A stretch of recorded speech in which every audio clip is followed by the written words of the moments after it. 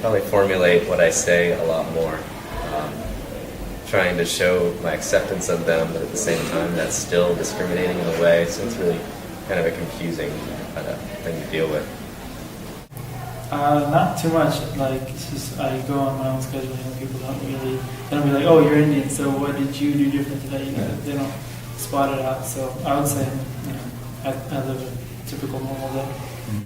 Again, I think it's because it's the first thing people notice. It's like, are you a guy or a girl? And then, are you white or are you brown or are you black, And so it changes the way people perceive you, it changes the first impression, And I still think that people think that if you are of a certain ethnicity or race, you're supposed to act in a certain way. And when you don't fit that, it confuses them and they say something about it. Or if you do fit that and they don't think you should, then they raise a question about that, And so I think that it's changed a lot just because, you're coming to college, you meet a ton of new people right from the beginning. Everyone's new, and everyone's first impression is you're a 20-year-old black man, And that's what they put in that, they have that in their minds, so they start formulating ideas and perceptions of who you are before they know your last name, I wouldn't say it does at all. I have friends that are different race. I don't know, I'm still just a good friend to them as other people, so. Depends on who I'm interacting with and where I am, but people usually look at you interestingly, try to figure out, for me, they try to figure out what I am.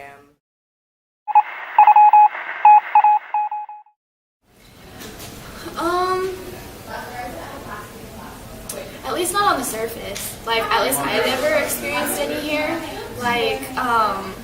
I don't feel like there's enough diversity, of course, but I don't feel discriminated against or segregated or in any way. There was that whole crops unit thing that happened, and I don't really know much about that, but besides that, I don't think there's very much racism on campus. I know this is a very conservative town, and so I think the whole gay lesbian marriage thing hit the town more than race did and stuff, and it's not becoming an issue anymore, but of course it happens because everybody has preference or whatever, and so it probably does happen, but I just haven't experienced it. I think that people don't really think about it, but talking with students in the multicultural center and in the real hearing their perspective, I see from them that racism exists. It's hard for me because I feel like it's I'm a fish in the ocean, I don't know I'm in water, and I don't really realize things. But yeah, and people, I don't know, I think a lot of the opportunities might be different for people of color, and I don't know, just the way that they get treated in general, not overtly treated differently, but just because they're such a minority. Yeah, I think it exists everywhere, whether it's on the surface or whether it's underlining issues, but I definitely think it exists. I am an optimist, but I don't think it's going to go away with any huge campaign or program or anything like that. I think it's just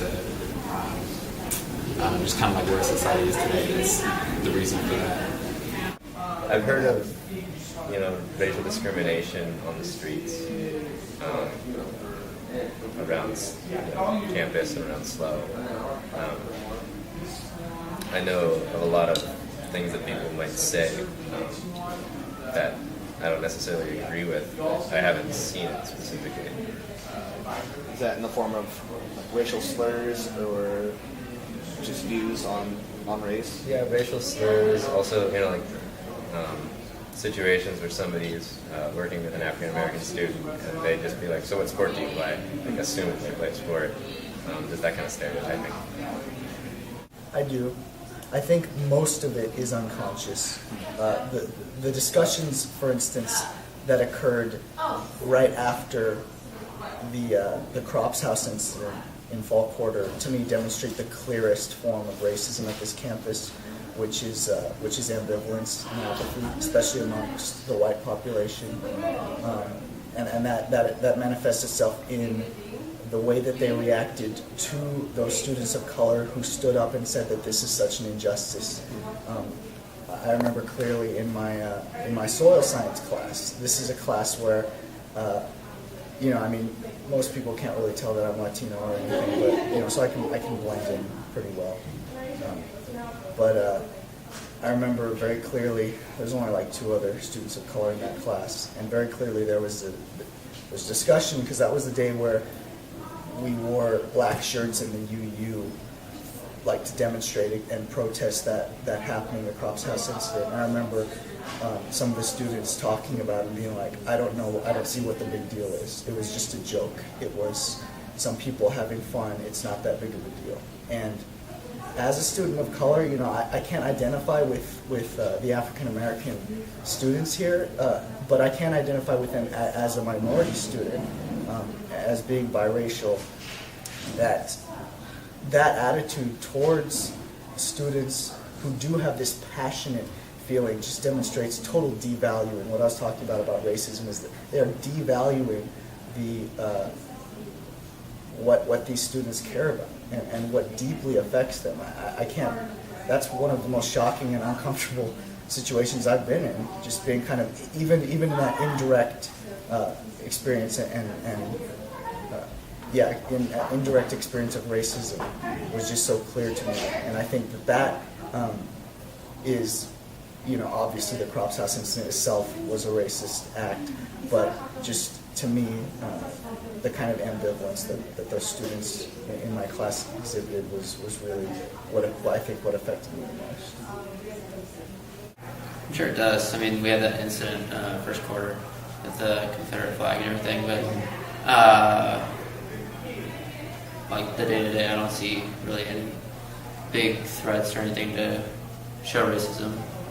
It's been my experience that most people are ignorant of like other cultures here, and so because they're ignorant, they don't understand the other people.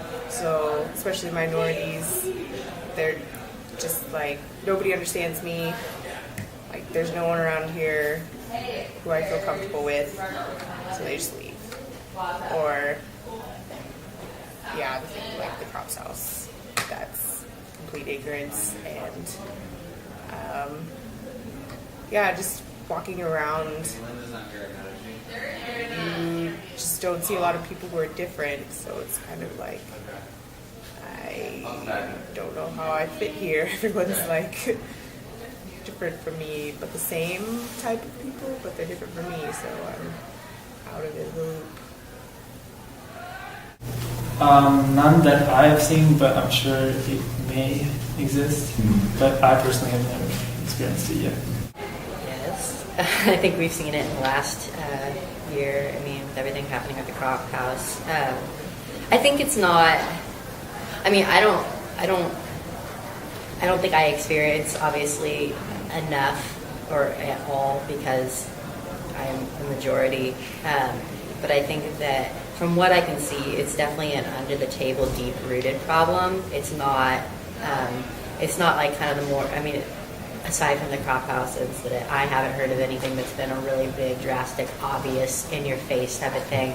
But I think that there is smaller things within the administration, within just the way the school has been set up, and to reverse that, it would be really, really difficult. I'm not saying that we shouldn't, but it would be having to go back to the roots of the problem, and it may be something that just is America and California in general, and not just Cal Poly.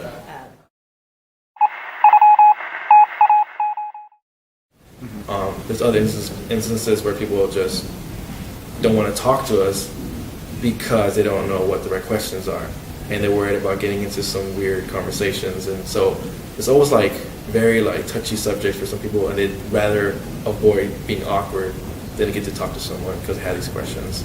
They do a really good job at Asian culture, I feel like, at Cal Poly, and not so much the other ones, because we're like 6% of the population here. but like I like all of the Asian events that the Multicultural Center puts on and stuff, and so I get really like excited.